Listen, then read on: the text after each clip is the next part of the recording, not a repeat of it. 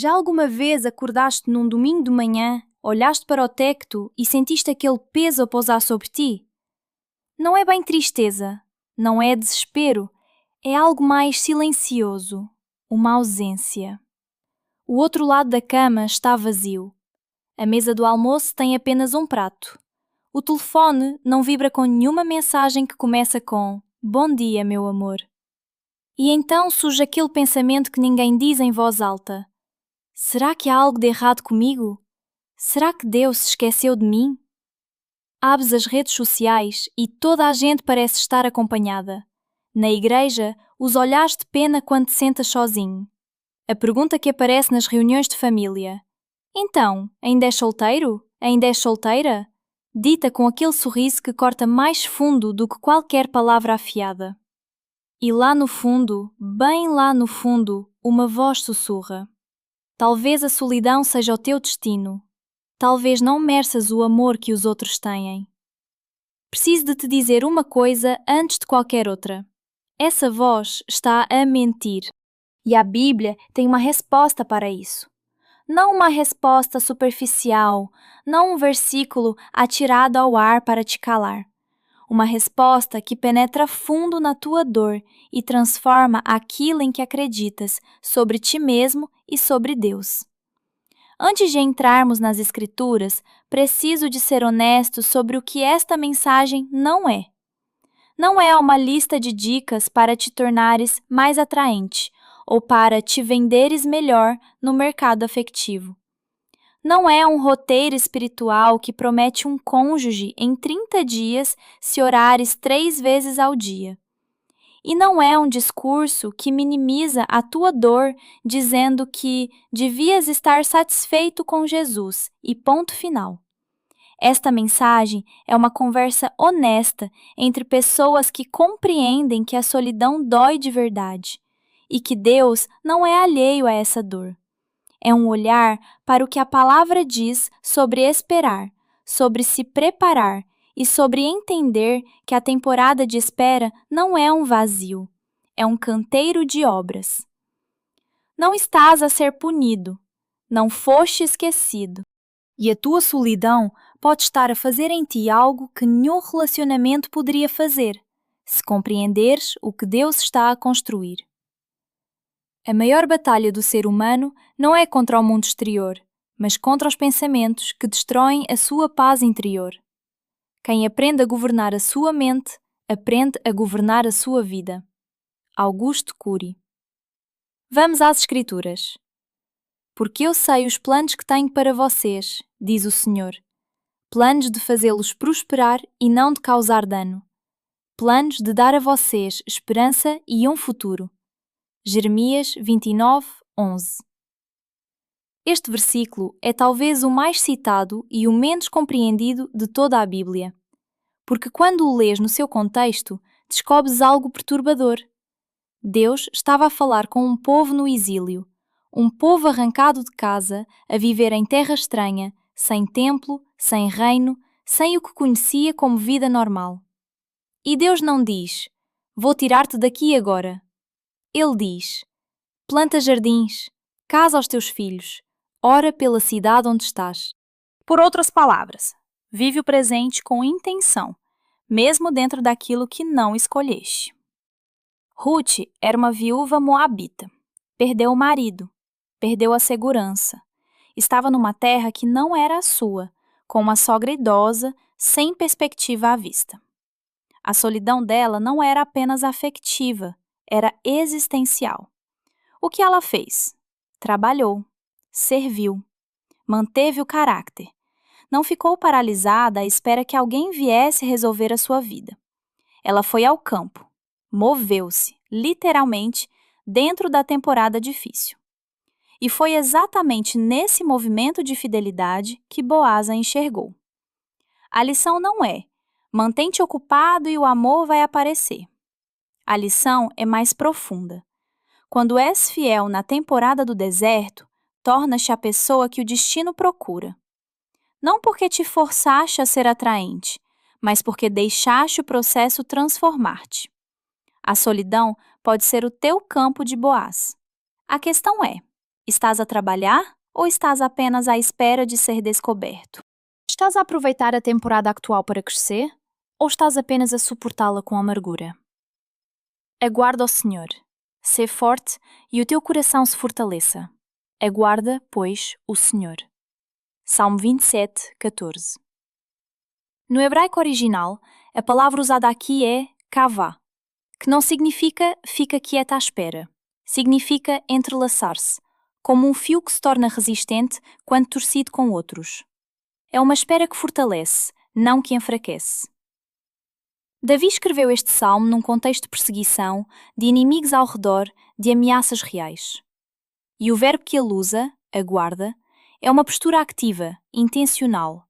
É quem está de pé, com os olhos abertos e o coração trabalhado. José esperou, mas a espera de José não foi passiva. Na casa de Potifar, trabalhou com excelência e subiu.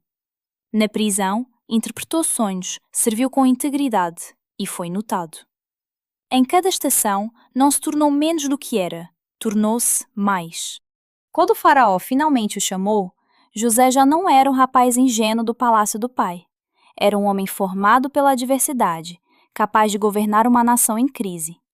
A espera preparou-o para o peso do que estava por vir. Quem estás a tornar-te enquanto esperas? Esta é a pergunta que muda tudo. Porque a pessoa que és quando o relacionamento chegar vai determinar se estás pronto para sustentar o que Deus preparou ou se vai ceder com o peso dele. Estás a tornar-te uma pessoa mais saudável emocionalmente, mais madura espiritualmente, mais equilibrada nos relacionamentos enquanto esperas? Ele veio a Elias e disse-lhe: Que fazes aqui, Elias? Levanta-te e come, porque o caminho é muito longo para ti. 1 Reis 19, 9 e 7. Elias tinha acabado de viver um dos maiores milagres da história bíblica. O fogo do céu desceu sobre o Monte Carmelo. 450 profetas de Baal foram derrotados, e no dia seguinte, ele estava sozinho debaixo de uma árvore, a pedir para morrer. A solidão mais perigosa não é a que vem do abandono, é a que vem depois de grandes vitórias ou grandes lutas, quando o barulho para e ficas apenas contigo mesmo. Quando o silêncio dói mais do que qualquer barulho alguma vez doeu. O que Deus fez?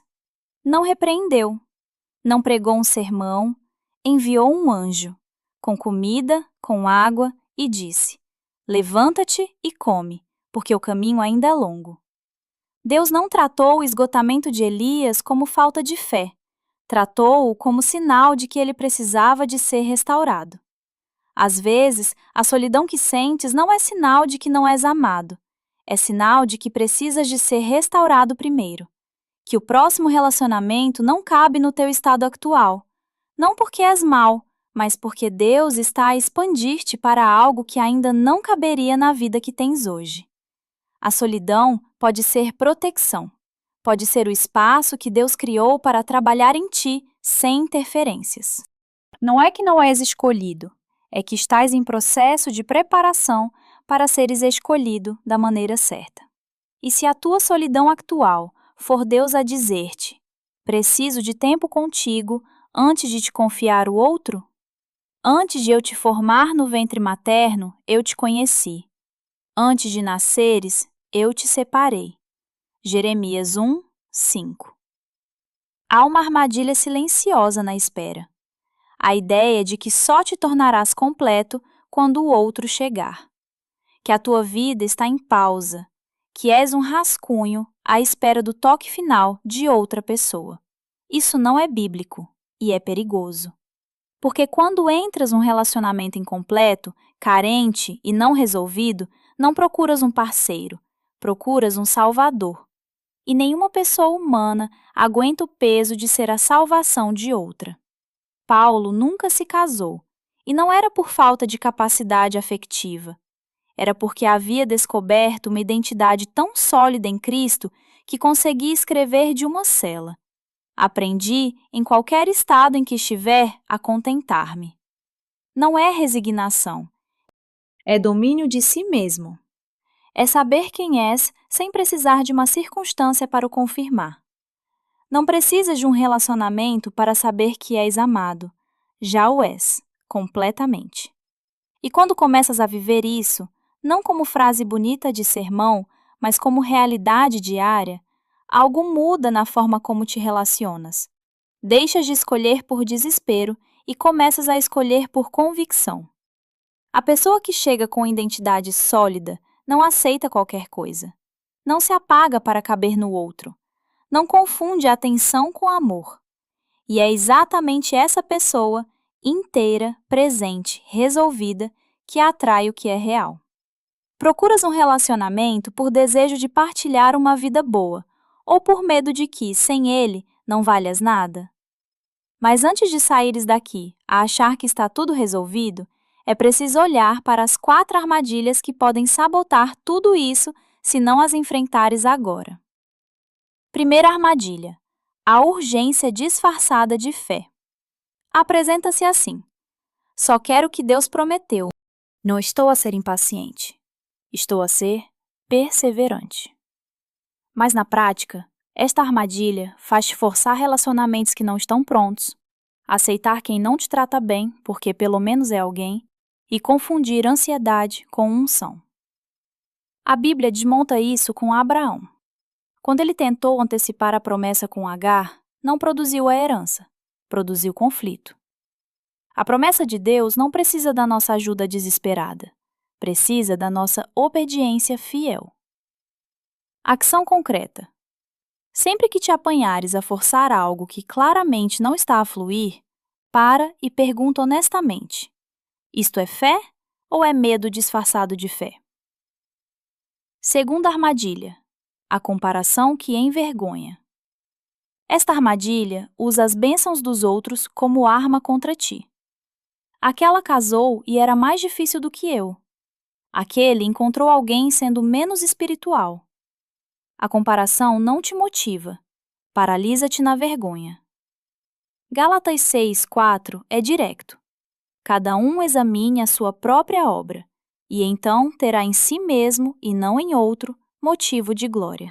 A tua jornada não é uma competição com a jornada de ninguém. Deus não tem favoritos, tem tempos diferentes para histórias diferentes. Ação concreta. Faz um detox de 7 dias dos perfis de casais nas redes sociais. Não é negação, é proteção da tua mente enquanto estás num processo sensível. Terceira armadilha: o isolamento que se chama de proteção. Depois de te magoares, é natural fechar o coração. Não me vou envolver mais para não sofrer. Parece sabedoria. É autopreservação transformada em muralha. Porque o mesmo coração que fechaste para não sofrer é o mesmo que precisarás de abrir para amar de verdade. Salomão escreveu em Provérbios 4:23: Guarda o teu coração mais do que tudo que se guarda, porque dele procedem as saídas da vida. Guardar não é fechar, é discernir. Há uma diferença enorme entre proteger o teu coração com sabedoria e enterrá-lo com medo. Ação concreta. Identifica uma área específica onde construíste um muro por medo e começa a tratá-la em oração e, se necessário, com apoio terapêutico cristão. Quarta armadilha: a idolatria emocional do relacionamento. Esta é a mais difícil de reconhecer, porque parece um desejo legítimo. Mas quando o relacionamento se torna aquilo de que mais precisas para te sentires bem, para teres sentido, para dormires em paz, tornou-se um ídolo. E Deus, por amor, não entrega ídolos, remove-os. Jesus disse em Mateus 6:33: Buscai, pois, em primeiro lugar o seu reino e a sua justiça, e todas essas coisas vos serão acrescentadas. Acrescentadas pressupõe que há uma base, e a base não é o relacionamento, a base é o reino. Ação concreta. Escreve num papel o que acreditas que o relacionamento vai resolver na tua vida. Lê em voz alta. Agora pergunta: quais dessas coisas só Deus pode realmente entregar? Agora abre os olhos e faz uma coisa, só uma, ainda hoje. Na verdade, vou dar-te 5. Pequenas, concretas, que podes começar hoje mesmo. Primeira, escreve uma carta a Deus sobre a tua solidão. Não uma oração bonita, uma carta honesta. Com tudo o que dói, tudo o que não entendes, tudo o que ainda esperas. Coloca no papel e deixa ali. Segunda, identifica uma área da tua vida que tens vindo a negligenciar enquanto esperas que o relacionamento chegue. Saúde, carreira, amizades, fé. Começa ali, hoje, com um passo pequeno. Terceira, lê o livro de Ruth esta semana, todos os 4 capítulos. Observa como a fidelidade silenciosa de uma pessoa em circunstâncias difíceis criou o contexto para uma história de amor que atravessou séculos. Quarta, fala com alguém de confiança sobre onde estás emocionalmente. Não para receber conselho, apenas para seres ouvido. O isolamento é o ambiente onde a mentira cresce mais depressa. Quinta, memoriza o Salmo 27, 14 e repete todas as manhãs durante 21 dias. Aguarda o Senhor, sê forte, e o teu coração se fortaleça. Aguarda, pois, o Senhor. Declaro que a minha solidão não é uma maldição, é uma preparação. Que o tempo que estou a viver agora não é um tempo vazio, mas um tempo de construção. Que Deus me conhece, me vê e me ama completamente. Não quando estiver no relacionamento, mas agora, do jeito que estou. Que não vou forçar, não vou desesperar e não vou diminuir quem sou para caber em algo que não foi feito para mim. Confio no tempo de Deus. Amém. A fé não é a ausência de dúvida, mas a coragem de caminhar mesmo quando não se enxerga o destino. E a pessoa que aprende a confiar no silêncio de Deus, aprende a confiar em tudo. Hernandes Dias Lopes. E por fim, porque isto é maior do que um relacionamento. Isso não é apenas sobre encontrar alguém, é sobre quem te tornas no processo. É sobre aprender que a presença de Deus é suficiente, não como consolo barato, mas como realidade vivida. É sobre construir uma vida tão cheia de propósito, tão enraizada em identidade, tão frutífera em serviço, que quando o outro chegar, ele ou ela não vai encontrar alguém que precisava de ser salvo. Vai encontrar alguém com quem quer construir. Isto é sobre o reino, porque o reino de Deus não espera que estejas num relacionamento para crescer dentro de ti. E quando entendes isso, quando deixas de tratar a espera como pausa e começas a tratá-la como terra fértil, tudo muda. Não a circunstância, tu. Quem constrói a sua vida sobre a rocha não precisa de uma tempestade para saber que está firme. Mas quando a tempestade vem, e ela vem, quem permanece de pé não é o que tinha as condições certas, é o que tinha o alicerce certo. Amém. Se esta mensagem chegou ao lugar certo em ti, escreve aqui embaixo uma palavra. O que estás a escolher a partir de hoje? Partilha com aquela pessoa que sabes que precisa de ouvir isto agora. Pode ser a coisa mais importante que fazes hoje.